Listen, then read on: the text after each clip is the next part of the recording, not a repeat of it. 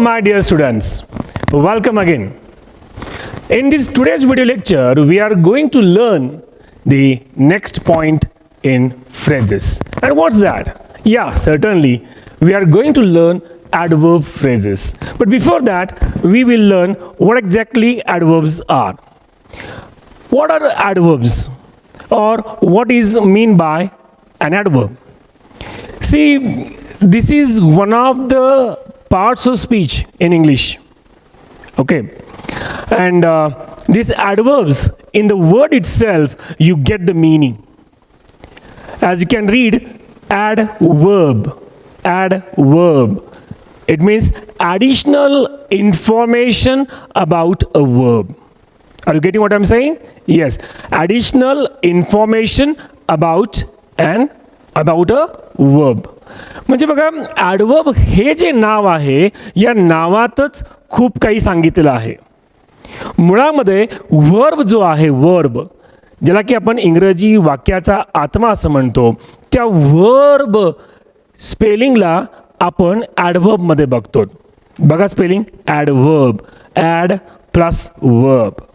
म्हणजे त्या वर्बची जास्तीची माहिती देणारा शब्द म्हणजे हा ॲडवर्ब. पण इतकंच आहे का? नाही, इतकंच नाही आहे. ॲडवर्ब काय करतो? What does adverb do? What does और what is the function of adverbs? बघा, ॲडवर्बचं काम काय आहे? ॲडवर्ब एक तर स्पेलिंगनुसार बघा तुम्ही, ॲडवर्ब म्हणजे ॲडवर्ब्स कुठलाही एखादं ॲडवर्ब क्रियाविशेषण जे आहे वर्बची माहिती सांगतं. ठीक आहे ना? ॲडवर्ब काय करतं? वर्बची माहिती सांगतं. त्याचसोबत ते काय करतं? एका ॲडजेक्टिव्हची माहिती देतं, ॲडजेक्टिव्हची जास्तीची माहिती देतं, आणि त्याचसोबत ते अनादर ॲडवर्बची जास्तीची माहिती देतं. आणि म्हणून याच्यावरून बघा, लक्षात घ्या, बेसिक ग्रामर शिकत असताना ॲडवर्बबद्दलचं आपण जेव्हा आपण शिकलो त्यावेळेस आपण काय बघितलं होतं? Adverbs gives more information about verb. ठीक आहे, ही एक प्रायमरी इन्फॉर्मेशन म्हणून ठीक होतं, पण आता ती जमणार नाही आहे. आपल्याला ॲडवर्बची नेमकं व्याख्या काय, मूळ व्याख्या काय, आपण ते बघणं गरजेचं आहे. म्हणून लक्षात घ्या, adverb is a such a word which modifies or which gives more information of a verb, an adjective and another adverb.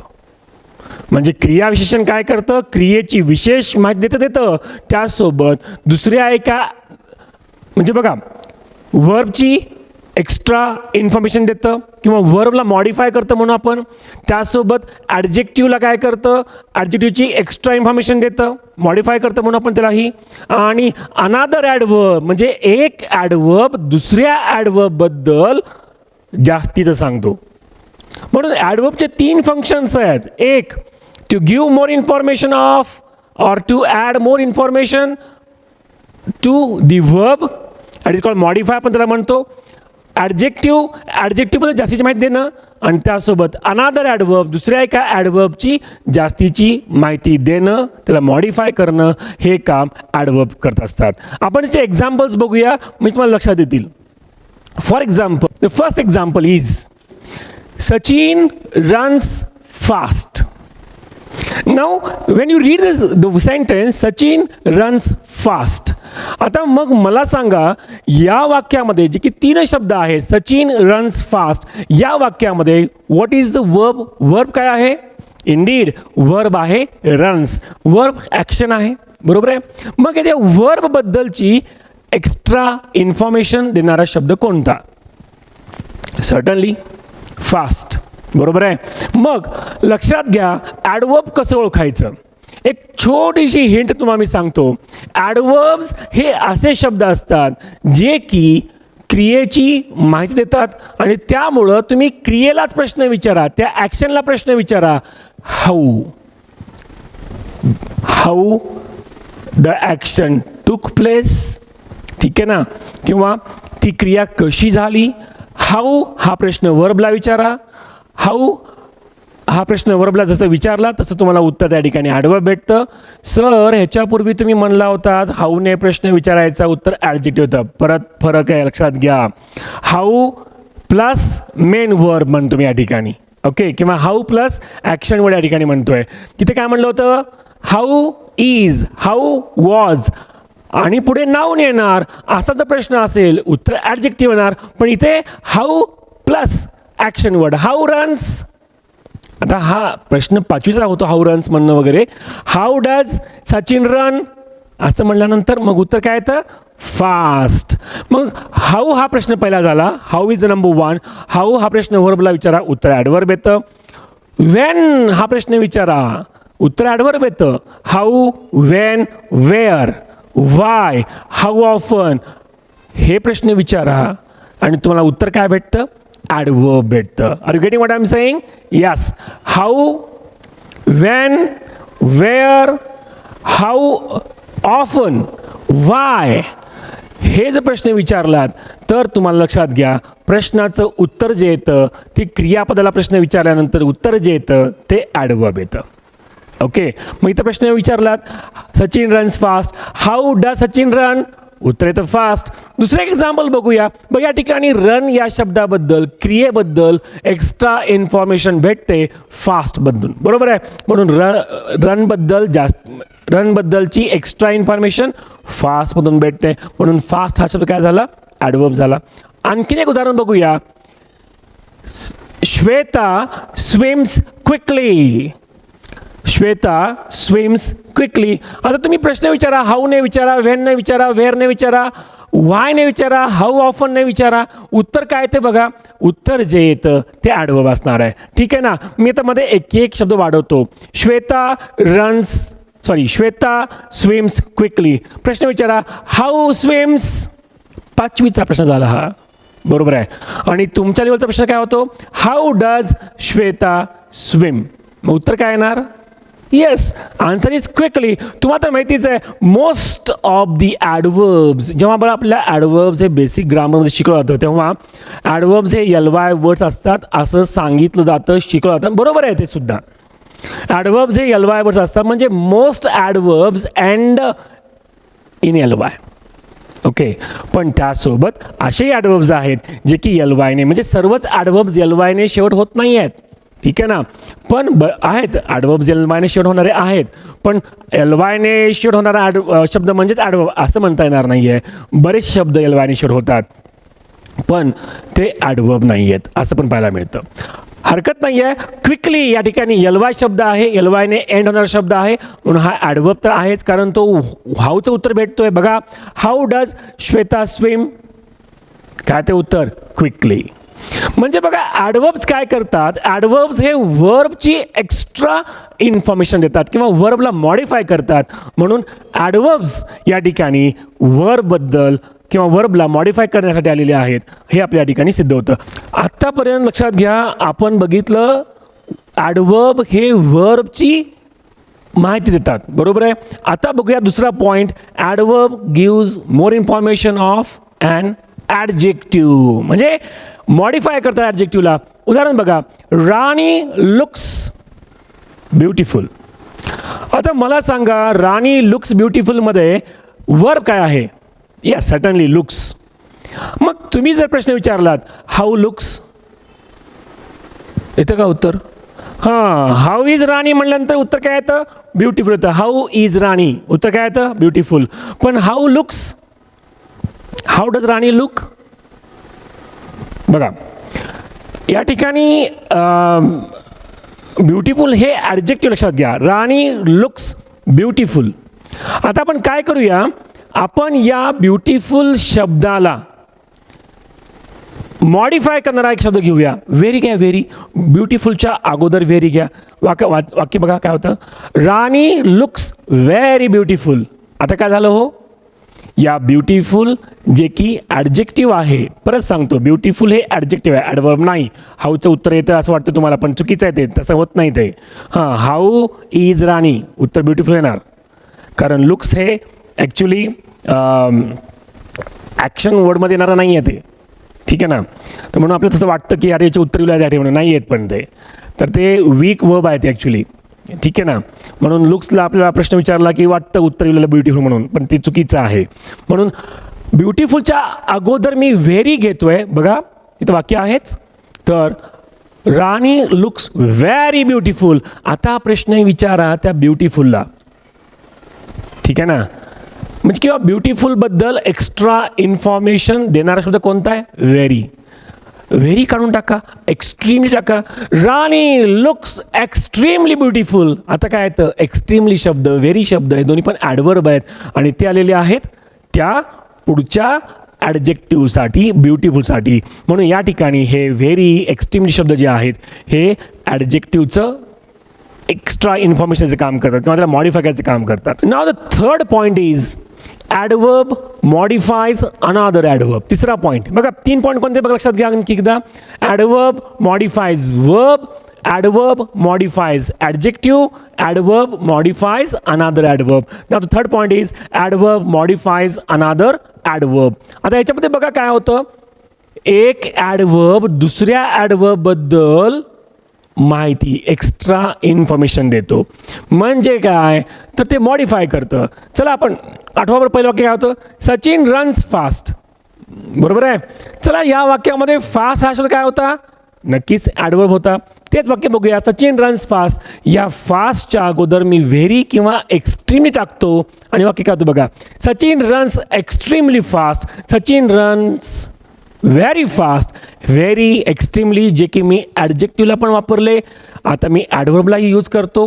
म्हणून हे व्हेरी, एक्स्ट्रीमली हे शब्द ॲडजेक्टिव्हच्या अगोदर यूज करून, ॲडवर्बच्या दुसऱ्या एका ॲडवर्बच्या अगोदर यूज करून आपण त्या ॲडजेक्टिव्हबद्दल, त्या ॲडवर्बबद्दल जास्तीची माहिती देत असतो, म्हणजे मॉडिफाय करत असतो. म्हणून what is adverb? Adverb is such a word that modifies, that can modify a verb, an adjective and another adverb. This is the definition. आता लक्षात घ्या, ॲडवर्ब हे आतापर्यंत तुम्ही बघितलेले सिंगल वर्ड होते. Am I right? Just remember the first adverb fast, the second adverb what was that? Very. आठवतं का? ब्युटिफुल साठी आले शब्द very, extremely. Even the third adverb was very, extremely. Quickly पण आहे. For example she swims quickly. ह्याच्यामध्ये कोणता adverb आहे?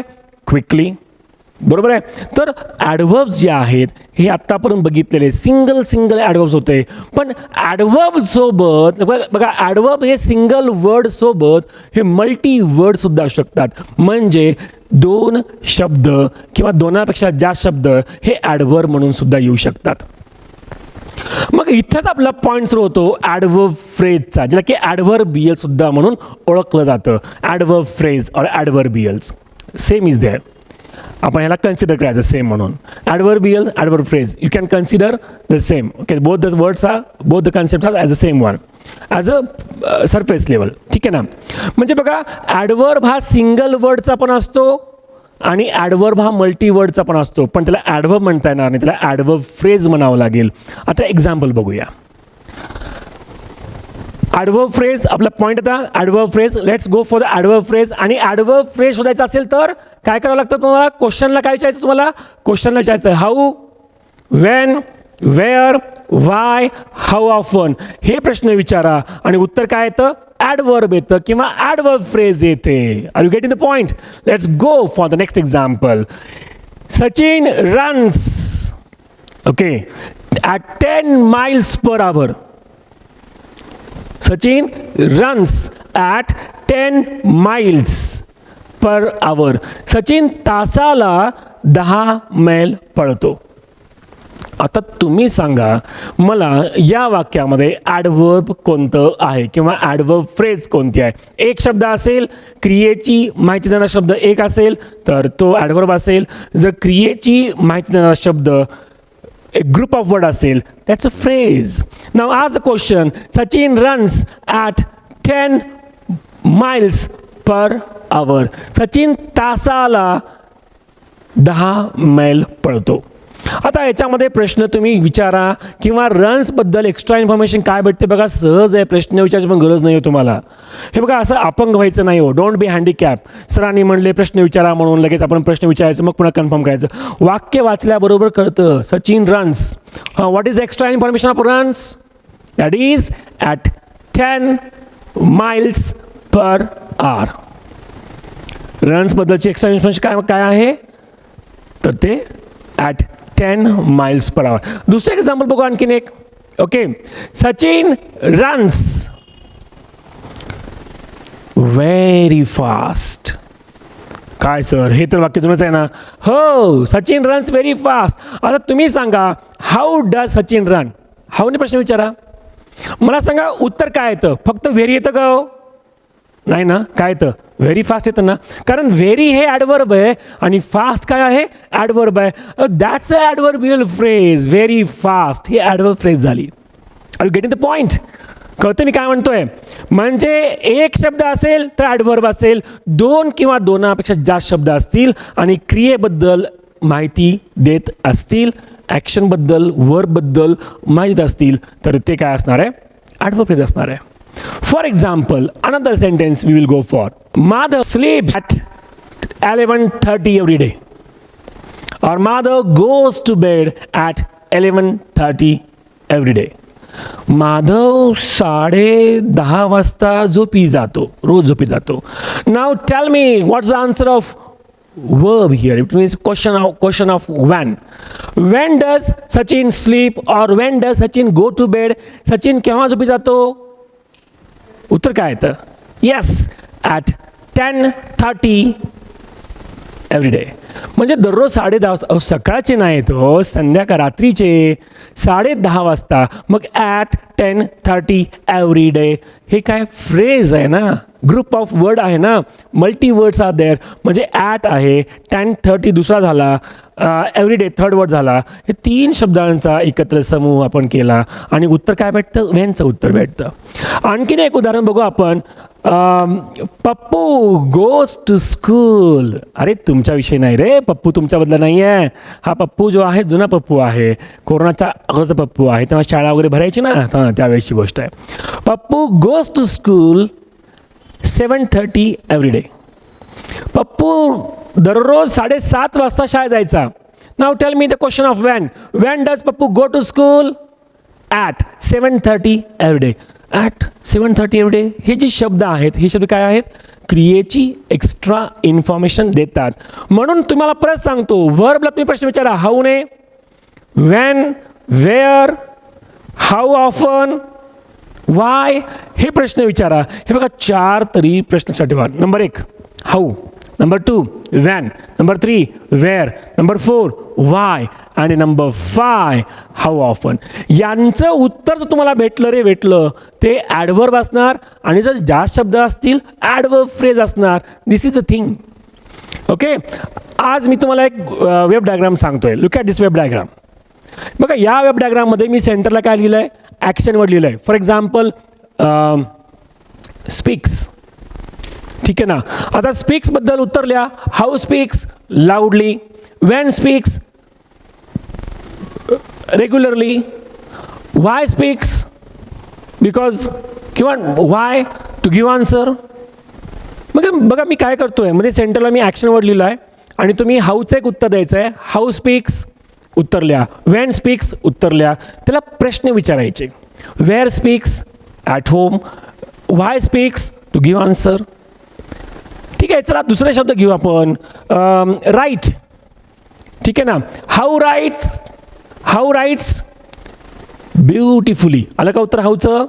दुसरा प्रश्न, व्हेन राईट्स? केव्हा लिहितो? When does he write? सेंटरला मी दिलेला आहे राईट हा शब्द दिला आहे, बरोबर आहे. आता त्याचे तुम्ही आन्सर्स लिहायचे. हाऊचा आन्सर लिहा, ब्युटिफुली येईल. When? In the evening. Where? At home. On paper येतं ना. Why? To complete assignment. Sir infinitive phrase. Yes, वायचं उत्तर ते सुद्धा येऊ शकतं, नो प्रॉब्लेम. अँड देन वायच्या नंतर how often? Regularly. Several times. हे सर्व ॲडवर्ब्स आहेत. ह्याच्यामध्ये सिंगल वर्डवाला कोणता आहे? ब्युटिफुली, तो ॲडवर्ब आहे. ॲट होम 2 शब्दांचा आहे, ॲडवर्ब फ्रेज आहे. म्हणजे बघा आता एक तुम्हाला क्लिअर कट एक सांगतो ॲडवर्ब फ्रेज काय असतं. ॲडवर्ब फ्रेजेस हे मोस्टली प्रेपोजिशनल फ्रेजेस आहेत किंवा इन्फिनिटिव्ह फ्रेजेस सुद्धा येऊ शकतात. Yes, prepositional phrases, infinitive phrases हे ॲडवर्ब्स होऊ शकतात. पण उत्तर आलं पाहिजे. हाऊ या प्रश्नाचं किंवा व्हेन या प्रश्नाचं, वेअर या प्रश्नाचं, वाय या क्वेश्चनचं किंवा हाऊ ऑफन या प्रश्नाचं. आणखी बरेच शब्द आहेत, प्रश्न आहेत, याचं उत्तर जर येत असेल तर ते ॲडवर्ब फ्रेज किंवा ॲडवर्ब फ्रेज असू शकतं. हे लक्षात घ्या, मी तुम्हाला आज फक्त ॲडवर्ब आणि ॲडवर्ब फ्रेजबद्दल सांगितलं आहे. ओके, आणि व्हॉट इज द हिंट काय आहे? 5 प्रश्न विचारा. Number 1 how, number 2 when, where, why, how often. ह्या 5 प्रश्नांची उत्तरं जर आली तर त्याचं उत्तर काय असतं? पण हे 5 प्रश्न विचारायचे कोणाला? वर्बला, ॲक्शन वर्डला विचारायचं. ॲम, इज, आर, वॉज, वेअरला विचारायचं नाही. हॅज, हॅव, हॅडला विचारायचं नाही. ॲक्शन वर्ड्सला विचारायचं. म्हणजे मेन वर्बला प्रश्न विचारा. उत्तर जर आलं रे आलं तर ते काय असणार आहे? ते असणार ॲडवर्ब किंवा ॲडवर्ब फ्रेज. सिंगल वर्ड असेल तर ॲडवर्ब असेल, मल्टी वर्ड असेल तर ॲडवर्ब फ्रेज असेल. तुमचं असाइनमेंट काय माहिती का आजचं? अशी तुम्ही वेब डायग्राम काढायचे. मी तुम्हाला वेब डायग्राममध्ये वर्ब टाकून देईन आणि ते वेब डायग्राम तुम्ही पूर्ण करायचे आणि त्याशिवाय मी दिलेल्या वाक्यामध्ये तुम्हाला ॲडवर्ब किंवा ॲडवर्ब फ्रेज शोधायचं आहे. So this is the thing that we are suppose to learn today. ठीक आहे ना? तर मग हा व्हिडिओ बघा, व्यवस्थित लक्षात घ्या आणि मग ॲडवर्ब शोधा, ॲडवर्ब फ्रेजेस शोधून काढा आणि मला व्हॉट्सअप करायचं आहे असाइनमेंट. ओके, आणि व्हिडिओच्या शेवटी असाइनमेंट आलेली आहे, ती असाइनमेंट पूर्ण करायची. व्हिडिओ पॉज करायचा आणि वाक्य बघायचे, लिहून काढायचे. That will be very very easy for you to do it. Okay, जास्त वाक्य नाही आहे, 20 एक्झाम्पल्स असे मॅक्झिमम, तर तेवढं तुम्ही करायचं आहे. Okay, done. थँक्यू.